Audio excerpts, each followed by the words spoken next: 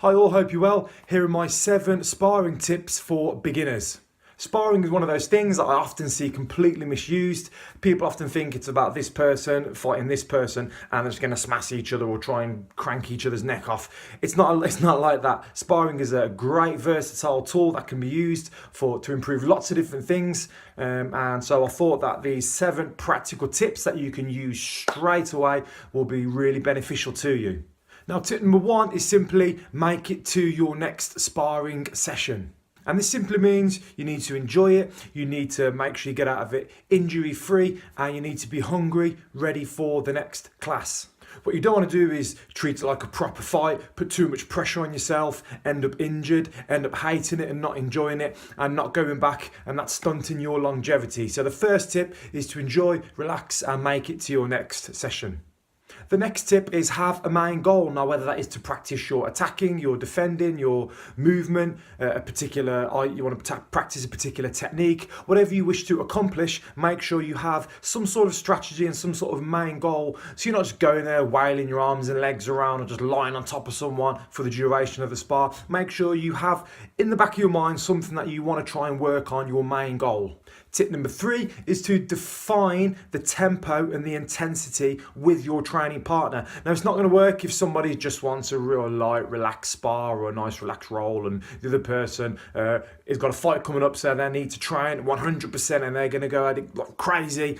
That sparring session won't work. So it's important that when you're with your training partner, you define the intensity and the tempo and you stick to that. The next tip is think about your defense. Now, this is very common with beginners. In striking, they'll just sort of charge at the person, throwing loads of punches and get hit back themselves too often. Or if they're rolling, they'll just constantly be thinking about trying to flatten the person out and see what armbar or something they can do. Think about your defense. Where's your hand? Where's your guards? What about your head movement? Are you keeping your arms tucked in? Are you keeping the chin, etc., etc.? There's all these different tactics. So remember to think about your defense as well as your attacking. Being too focused on attacking and not thinking about defense will leave you open to get countered quite easy. So just bear that in mind and always have your defensive options and strategies, your exit strategies in the back of your mind.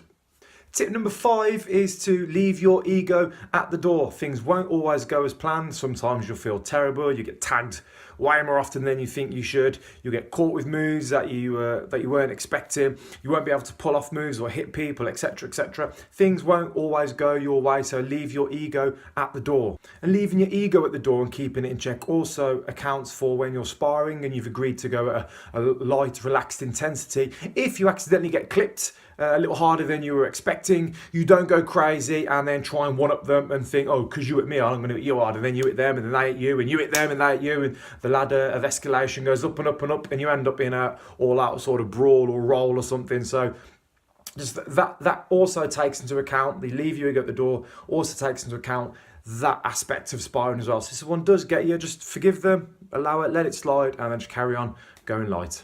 Number 6 is have the right equipment, not only for the safety of yourself, obviously, but also for your training partners and your friends at the centre. Don't turn up in the oldest gloves possible just because they're like wearing socks, just because they were cheap. Make sure you have the full equipment, so whatever that is applicable to your sport, make sure you have the correct sparring equipment so you can take part in all aspects of sparring safely, and also so you bear in mind that the safety of your training partners as well. And the last tip number 7, is to try and have a takeaway, something you've brought back from the sparring session that you like to work on. So after the sparring session, think, right, well, I did this well, but I didn't do that too good. So that particular thing I could do with working on. So always try and appreciate the positives, appreciate the good things that you did, but also understand that you perhaps did some things wrong and that there are some things that you need to work on. So always try and have a takeaway from a sparring session so you can improve ready for next time. Sparring's a fantastic tool. It's brilliant for your development in your martial arts. It's multi-versatile. You can use it to improve your technique, to improve tactics, and to improve your fitness. It's great fun. It's great camaraderie, good for morale, good team building. There's loads of different functions for sparring if it's done correctly.